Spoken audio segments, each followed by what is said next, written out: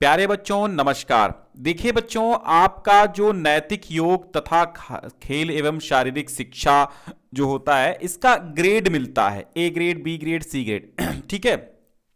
अभी तक ये मॉडल पेपर आपको नहीं मिला होगा और बस यही वक्त है, इसी समय प्री बोर्ड से पहले ये सब हो जाना है आपका। ठीक है। प्रैक्टिकल के जब अंक जाएंगे आपके तो उसके साथ इस पेपर का ग्रेड भी जाएगा। ये पेपर 2 घंटे का होता है, स्कूल में ही हो जाता है, पूर्णांक 50 होता है और इसमें आप जिस हिसाब से प्रश्न करते हैं उस हिसाब से ग्रेडिंग सिस्टम लागू होता है। ग्रेडिंग सिस्टम लागू होता है, ए बी और सी ग्रेड इसमें दिया जाता है। तो इस पेपर को भी भली भांति करें ताकि आप लोग ए ग्रेड, ए प्लस लेकर के A1 ग्रेड लेकर के आए। पहले बहुविकल्पीय प्रश्न आपको मिलेंगे 10 ठो। ठीक है। जैसे नैतिकता का संबंध है समाज से है, धर्म से है, बुराई से है या पाप से है, तो नैतिकता का संबंध धर्म से है। ठीक है। और धर्म के कितने लक्षण बताए गए हैं? 2, 8, 4 या 10। तो मनुस्मृति में धर्म के मनु महाराज ने 10 लक्षण बताए हैं। व्यक्ति का कर्तव्य क्या है? व्यक्ति निर्माण, परिवार निर्माण, समाज निर्माण या फिर उपर्युक्त सभी? तो व्यक्ति का उपर्युक्त सभी। देखिए, व्यक्ति परिवार निर्माण करता है, समाज निर्माण करता है, व्यक्ति निर्माण करता है नहीं। देखिए, व्यक्ति का कर्तव्य क्या है? समाज का निर्माण एक मेन पॉइंट हो सकता है। तो क्या परिवार का निर्माण नहीं है? यह भी है, व्यक्ति का कर्तव्य है। व्यक्ति का निर्माण करे व्यक्ति, तो यह भी सही है। तो उपयुक्त सभी यहां पे हो जाएगा। मनुष्य एक सामाजिक प्राणी है, ये कथन किसका है या किसने कहा है? तो ये कथन है अरस्तु का। मनुष्य एक सामाजिक प्राणी है, अरस्तु का कथन है। भारत में सर्वाधिक जनसंख्या किस धर्म को मानने वाली है? तो आप जानते हैं हिंदुस्तान है, तो सब हिंदू धर्म को अधिक मानने वाले मिलेंगे, तो हिंदू धर्म लगा लीजिए। मानवाधिकार दिवस कब मनाया जाता है? 15 अगस्त, 26 जनवरी, 10 दिसंबर या फिर 5 फरवरी? तो जो मानवाधिकार दिवस है वो 10 दिसंबर को मनाया जाता है। ठीक है। तो ये डेट आप याद रखिएगा। चित्त के ऊपर नियंत्रण पाने की प्रक्रिया का नाम योग है। उक्त परिभाषा निम्न में से किसकी है? महर्षि पतंजलि की, विष्णु पुराण की, भगवत गीता की या फिर वेदांत की? तो ये कथन महर्षि पतंजलि का है। योगः चित्त वृत्ति निरोधः, इन्होंने कथन कहा था। शारीरिक शिक्षा का लक्ष्य क्या है? स्वास्थ्य में सुधार, मूल क्रियाओं में सुधार, चरित्र उत्थान और उपर्युक्त सभी।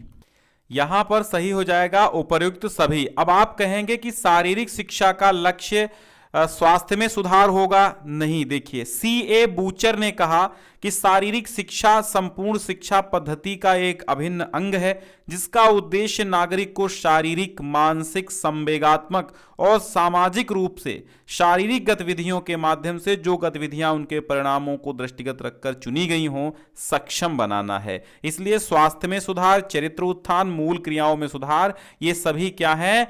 शारीरिक शिक्षा का लक्ष्य है। शरीर के रक्त को शुद्ध करती है कार्बन डाइऑक्साइड, नाइट्रोजन, ऑक्सीजन और हाइड्रोजन। तो सिंपल सी बात है, ऑक्सीजन ही शरीर रक्त को शुद्ध करती है। फिर अगला प्रश्न है मधुमेह यानी कि डायबिटीज यानी कि शुगर में। ठीक है। शुगर में कौन सा आसन उपयोगी है? हलासन, सर्वांगासन, उत्तान पादासन या फिर उपर्युक्त सभी? तो इसमें भी उपयुक्त सभी हो जाएगा। जितने भी आसन करेंगे तो सब मधुमेह में उपयोगी होते हैं लगभग। फिर अतिलघु उत्तरीय प्रश्न आपको आएंगे, फिर लघु उत्तरीय प्रश्न, फिर दीर्घ उत्तरीय। ठीक है। इस तरह के प्रश्न आएंगे। तो अतिलघु उत्तरीय समझिए। वायु संक्रमण को समझाइए। तो भैया सिंपल सी बात है, वायु संक्रमण होता क्या है? जिन रोगों के वायरस वायु के संपर्क में आने से इधर उधर वायु के माध्यम से फैलने लगते हैं वो वायु संक्रमण है। अर्थात कोई रोगाणु या कोई विषाणु एक व्यक्ति से दूसरे व्यक्ति में वायु के माध्यम से उस व्यक्ति को संक्रमित करे तो वह वायु संक्रमण कहलाता है। संस्कार का क्या महत्व है? संस्कार का महत्व बहुत इंपॉर्टेंट क्वेश्चन है और ये यूपी एमएसपी की वेबसाइट पे आपको मिल जाएगा। यूपी बोर्ड का दिया हुआ पेपर है, कठिन प्रश्न नहीं आते हैं, हो सकता सेम ऐसा ही पेपर आपको मिल जाए। ये प्रश्न 2-2 अंक के होंगे। लिखेंगे आप संस्कार का जीवन में, मानव जीवन में बड़ा महत्व होता है। इनका उद्देश्य शरीर, मन और मस्तिष्क की शुद्धि और उनको बलवान करना है, जिससे मनुष्य समाज में अपनी भूमिका आदर्श रूप में निभा सके। वार्म अप का शरीर पर क्या प्रभाव पड़ता है? संक्रमण रोग कैसे फैलता है? सिंपल सी बात ऊपर वाली। खेल को परिभाषित कीजिए, खेल क्या है? ठीक है। मानव शरीर में सबसे लंबी अस्थि कौन सी होती है? विकास का अर्थ क्या है? शारीरिक शिक्षा की एक परिभाषा लिखिए। आसन से होने वाले लाभों को समझाइए। भाई सिंपल सी बात है, आसन करेंगे तो निरोगी जीवन रहेगा, मन मस्तिष्क स्वस्थ रहेगा, शरीर स्वस्थ रहेगा। स्वास्थ्य को प्रभावित करने वाले कारकों के नाम। वायु संक्रमण को समझाइए, ये लघुत्तरी है। और शारीरिक शिक्षा के उद्देश्य जरूर पूछा जाएगा। मानव के समाज के प्रति कर्तव्यों का क्या कर्तव्य है? विमेन पावर लाइन क्या होती है? ठीक है। दीर्घ उत्तरीय प्रश्नों में स्वास्थ्य को प्रभावित करने वाले कारकों के नाम, वृद्धि एवं विकास में अंतर, खेल के महत्व एवं लाभ, आसन को परिभाषित कीजिए। यानी योगासन आपको पूरे आने चाहिए, खेल के बारे में जानकारी हो, संक्रामक रोगों के बारे में जानकारी हो, संस्कार क्या है, धर्म क्या है, ठीक है, नैतिकता क्या है। ठीक है। ये सारी पॉइंट जो हैं आपके इस पेपर में आते हैं। हमने कहा ये पेपर आपके लिए इंपॉर्टेंट हो सकता है, यूपी बोर्ड ने चुपकी स्वयं दिया है, तो ये आपका पेपर इसी बीच होना ही है, 16 जनवरी के आसपास। यानी प्री बोर्ड के साथ हो सकता है, प्रैक्टिकल के साथ भी हो सकता है। तो इस पेपर को आप जाया मत जाने दीजिएगा, शेयर कर दीजिएगा और डिस्क्रिप्शन में हम लिंक दे देंगे जहां से आप ये डाउनलोड भी कर पाएंगे।